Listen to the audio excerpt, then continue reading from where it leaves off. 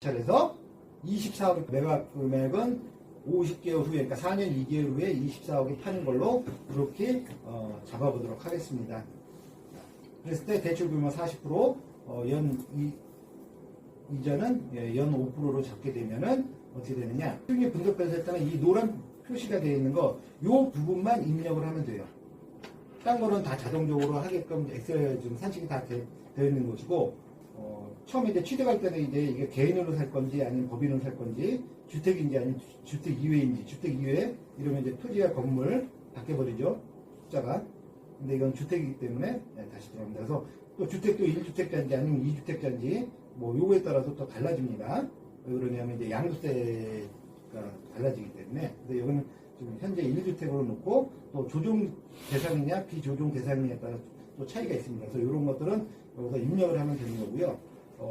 보유기간은 50개월 한다고 했는데 이때 그동안 내가 거주를 하지 않는 경우, 그러니까는 조정 대상 지역에서는 지금 보유기간 2년 플러스 거주기간 2년을 해야지만이 12억 이하는 이제 비과세 항목에 들어가는 것이고, 거주하지 않을 경우에는 이제 과세가 됩니다. 이건 양도세 때 자동적으로 계산되는 거고요. 경매 입찰 같은 경우는 이제 일반 중개하고는 좀 다릅니다. 왜 그러냐면 명도라는 개념이 나오기 때문에 명도, 미납관리비 이런 것들을 다 산식을 해야 돼요. 물론 경매 같은 경우는 이제 리모델링 뭐 기본적인 것들은 해줘야 돼요. 그러니까 뭐 리모델링에서 뭐 대단한 건 아니고 뭐 도배 장판, 그다음에 뭐 싱크대라든지 화장실 일부 뭐 좀 수리하는 비용인데, 요즘 같은 경우는 사실 웬만한 비용들이 좀 들어가기 때문에 여기서는 한 2천만 원 정도로 잡았습니다. 인수금액이라는 건 뭐냐면 이제 선순위, 그러니까 대항력에 있는 임차권을 내가 떠안는 경우라든지, 이와 같은 경우 이제 인수금액을 취득가 외에 입찰 가격 외에 또 인수하는 금액이 있거든요. 그러면 인수금액을 요 위에서 여기서 써주면은 되는 겁니다. 그럼 여기 자동적으로 계산이 되는 거예요. 근데 여기는 없고요. 그래서 취득세는 여기서 보면 이제 3.4% 나오죠. 50개월 동안 보유할 동안 당연히 재산세가 나가야겠죠. 재산세는 약간 좀 차이가 있는데, 뭐 아파트냐, 뭐 상가냐, 뭐 건물이냐, 토지냐에 따라서 조금씩 차이가 있습니다. 이렇게 계산하면 어떻게 되느냐? 실투자 금액은 자동적으로 계산이 되는 거거든요. 이거 그래서 실투자 금액은 15억, 낙찰 금액은 1억 15억이지만은 실제 금액은 대출이 40%가 6억이 들어오기 때문에, 그 다음에 보증금 1억도 들어오고 8억 8,860만 원이 실자 내 돈이 들어가는 겁니다. 그랬을 때 50개월 동안 보유했을 때 총 수익은 얼마냐? 7억 6,700이 나옵니다. 그래서 총 수익률은 86.3%가 되고, 투자 수익률, 그러니까 이거 투자 수익률은 연으로 계산하는 거거든요. 통상적으로 ROE라고 표현하는 건데, 이거는 지금 연 20.7%가 나오는 겁니다. 그래서 ROE는 괜찮게 나오고 있는데, 그 옆에 있는 내부 수익률은 뭐냐? 사실 이거 내부 수익률이 이 ROE보다도 더 중요한 겁니다. 이거는 이제 재무 관리를 해보신 분, 아니면 재무 관리를 하는 법인이라든지 이런 쪽에서는 이 내부 수익률을 되게 중시하는데, 이건 뭐냐면은 똑같은 이제 수익률이라고 해도 ROE 수익률하고 이 IRR 내부 수익률은 좀 달라요, 개념이. 왜 그러냐면 이제 시점 차들이 존재하거든요. 그래서 50개월에서 돈 회수를 50개월 마지막에 할 것이냐, 아니면 중간에 할 것이냐, 초창기에 할 것이냐에 따라서 이 내부 수익률이 좀 달라집니다. 그래서 이거는 연에 따른 내부 수익률이기 때문에 투자 수익률 ROE보다는 훨씬 좀 더 디테일합니다. 그래서 통상적으로 저희가 투자를 할 때 처음에 러프하게 이제 투자 수익률 ROE를 보고서 ROE 숫자가 괜찮게 나왔다.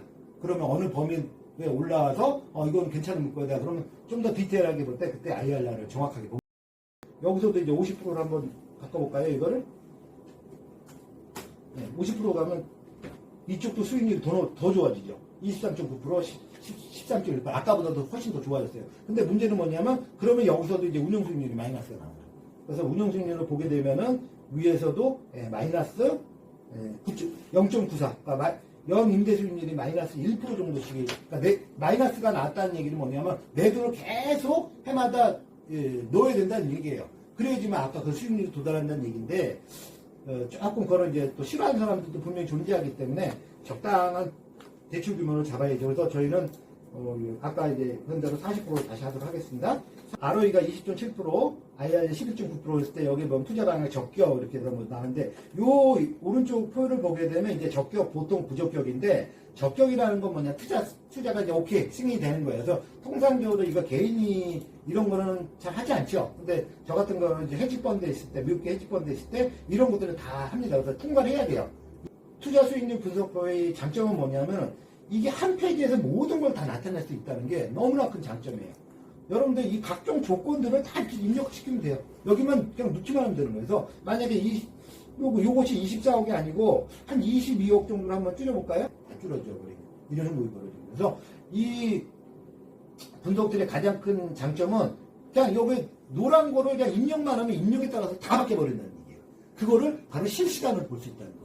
그 얘기 뭐냐면 내가 이 표를 갖고서 조건을 무한대로 해서 집어넣었을 때 가장 나한테 유리한 그 조건표를 뽑아낼 수 있다는 게 바로 이 분석들의 가장 큰 장점입니다.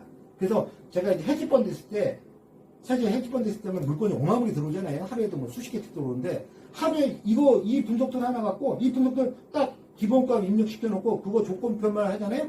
이거 하루에도 물건 3, 40개씩 들어오세요. 제가 분석해도 그게 정확해요. 왜? 아까지만 그다음에 수익률 지금 한 것이 수익률 분석표거든요. 그래서 이런 거 구입하고 싶으신 분은 인터넷에서 보면 이제 안부스쿨이라고 치면 바로 나와요. 홈페이지가 있기 때문에 안부스쿨 홈페이지 들어오시거나 또는 이메일 요거는 이제 제 이메일이니까 이쪽에다 이제 구입 문의 주시면 됩니다. 그래서 강의 좀 해주셨으면 좋겠다 그러면 강의 문의 해주면 되고 강의 교재도 있으니까 강의 교재 전자책이니까 그다음에 수익률 분석 이런 것들은 홈페이지에서 글을 남기시거나 아니면 제 이메일로 보내주시면 제가 거기서 성실하게 답변을 해드리도록 하겠습니다.